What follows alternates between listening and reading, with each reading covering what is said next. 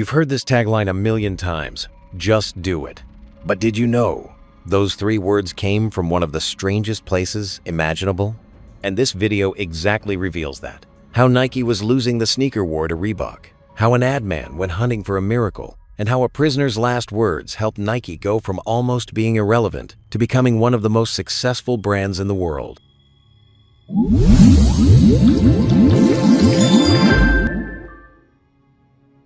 Let's rewind to the 1980s. Nike had been running for 15 years and was a giant by now.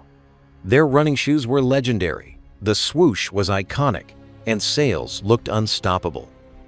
But in the mid-80s, something changed. The culture.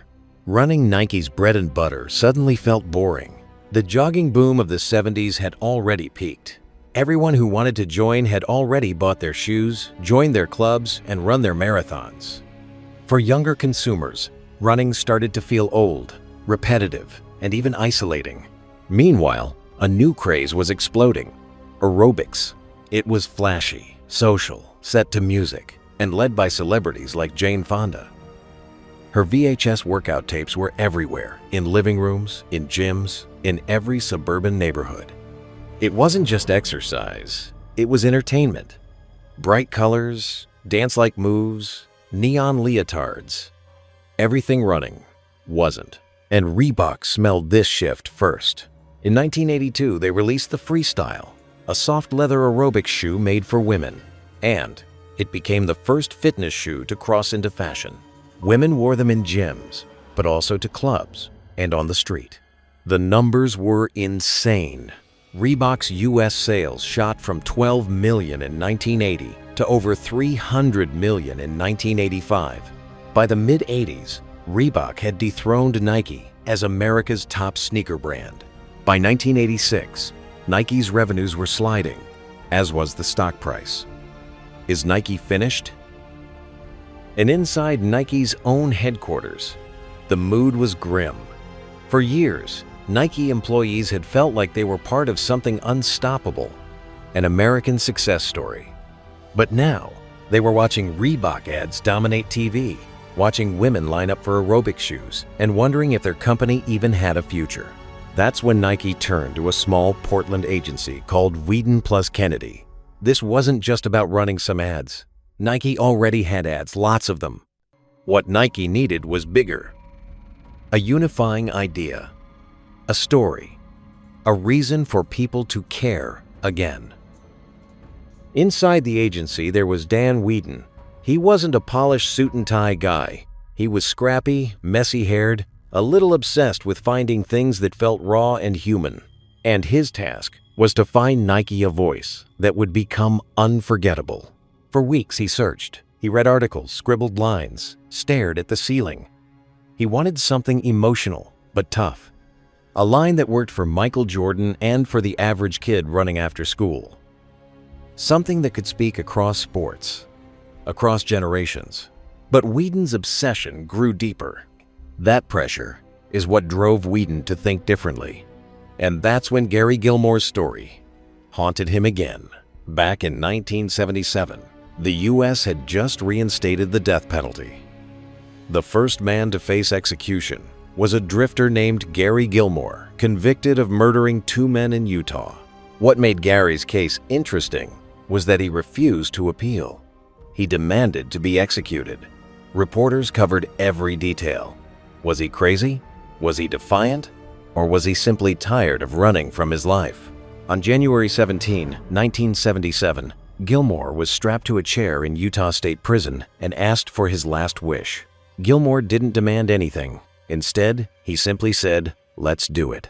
And because it was the first execution of its kind in years, the phrase stuck in America's memory, especially in Dan Weeden's. A decade later, under pressure to save Nike, Weeden reshaped it. From "let's do it," it became "just do it."